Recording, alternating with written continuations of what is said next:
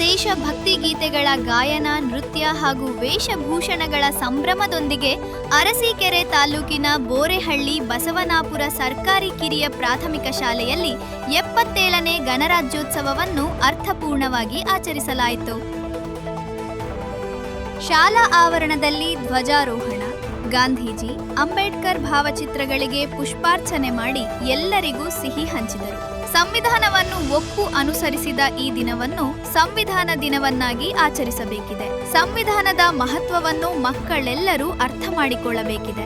ಬ್ರಿಟಿಷರಿಂದ ಸಿಕ್ಕ ಸ್ವಾತಂತ್ರ್ಯದಿಂದಾಗಿಯೇ ಮಹಿಳೆಯರು ಇಂದು ಮುಖ್ಯವಾಹಿನಿಗೆ ಬಂದು ನಮ್ಮೆಲ್ಲರ ಸರಿ ಸಮಾನರಾಗಿದ್ದಾರೆ ಎಂದರೆ ಅದಕ್ಕೆ ಡಾಕ್ಟರ್ ಬಿ.ಆರ್. ಅಂಬೇಡ್ಕರ್ ನೀಡಿದ ಸಂವಿಧಾನವೇ ಕಾರಣವಾಗಿದೆ. ಪ್ರತಿಯೊಬ್ಬರೂ ಸಂವಿಧಾನದ ಆಶಯಗಳ ಸದ್ಬಳಕೆ ಆದಾಗ ಮಾತ್ರವೇ ಗಣರಾಜ್ಯೋತ್ಸವಕ್ಕೆ ನಿಜವಾದ ಅರ್ಥ ಬರಲಿದೆ ಎಂದು ಬೋರೆಹಳ್ಳಿ ಬಸವನಪುರ ಸರ್ಕಾರಿ ಶಾಲೆಯ ಮುಖ್ಯ ಶಿಕ್ಷಕರಾದ ರಮೇಶ್ ಹೇಳಿದರು.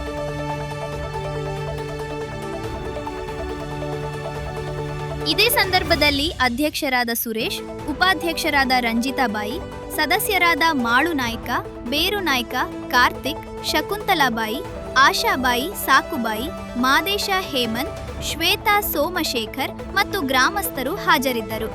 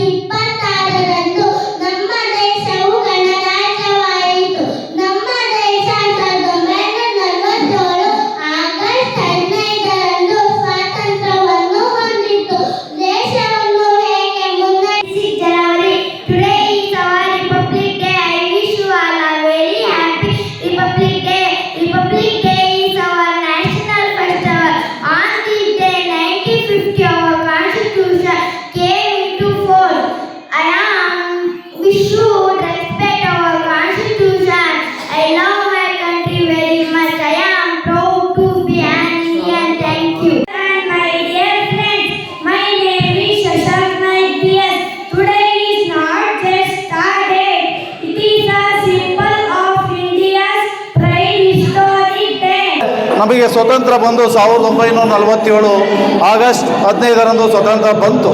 ಆದರೂ ಕೂಡ ಸಂವಿಧಾನ ಅಂತಕ್ಕಂಥದ್ದು ಜಾರಿಗೆ ಬಂದಿರಲಿಲ್ಲ. ಅದಾದಮೇಲೆ 1950 ಜನವರಿ 26ರಂದು ಸಂವಿಧಾನ ಜಾರಿಗೆ ಬಂದಂಥ ದಿನ. ಈ ಸಂವಿಧಾನದ ಪಿತಾಮಹರು ಡಾಕ್ಟರ್ ಬಿ.ಆರ್. ಅಂಬೇಡ್ಕರ್ ಅವರು ಕೂಡ ಹೋರಾಟವನ್ನು ಮಾಡಿ ಒಂದು ಕರಡು ಸಮಿತಿ ಅಧ್ಯಕ್ಷರಾಗಿದ್ದು ಈ ಸಂವಿಧಾನವನ್ನು ಜಾರಿಗೆ ತಂದರು. ಆ ಸಂವಿಧಾನವನ್ನು ನಾವು ಸಂವಿಧಾನದಲ್ಲಿರ್ತಕ್ಕಂಥ ಏನು ಕರ್ತವ್ಯಗಳು, ಹಕ್ಕುಗಳು ಅವನ್ನೆಲ್ಲ ಗೌರವಿಸೋಣ, ಪಾಲಿಸೋಣ ಅಂತ ಹೇಳ್ತಾ, ಏನು ಮಹಾನ್ ನಾಯಕರಿದ್ದಾರೆ ನಮ್ಮ ಸ್ವಾತಂತ್ರ್ಯಕ್ಕೋಸ್ಕರ ಹೋರಾಟ ಮಾಡಿರ್ತಕ್ಕಂಥ ಅವ್ರನ್ನೆಲ್ಲರನ್ನು ಕೂಡ ನೆನಪಿಸ್ಕೊಳ್ಳೋಣ, ಗೌರವಿಸೋಣ. ಈ ದಿನ ನಾವು 77ನೇ ಗಣರಾಜ್ಯೋತ್ಸವವನ್ನು ನಮ್ಮ ಶಾಲೆಯಲ್ಲಿ ಆಚರಿಸ್ತಾ ಇದ್ದೇವೆ. ಪ್ರತಿ ವರ್ಷವೂ ಕೂಡ ನಾವು ಅತ್ಯಂತ ವಿಜೃಂಭಣೆಯಿಂದ ನಮ್ಮ ಶಾಲೆಯ ಕಾರ್ಯಕ್ರಮಗಳನ್ನು ಮಾಡ್ತಾ ಅದೇ ರೀತಿಯಲ್ಲಿ 77ನೇ ಗಣರಾಜ್ಯೋತ್ಸವ ಕೂಡ ಮಾಡ್ತಾ ಇದ್ದೀವಿ. ದೇಶಾದ್ಯಂತ ಇಂದು ಬಹಳ ಸಂಭ್ರಮದ ದಿನ, ಸಂತೋಷದ ದಿನ.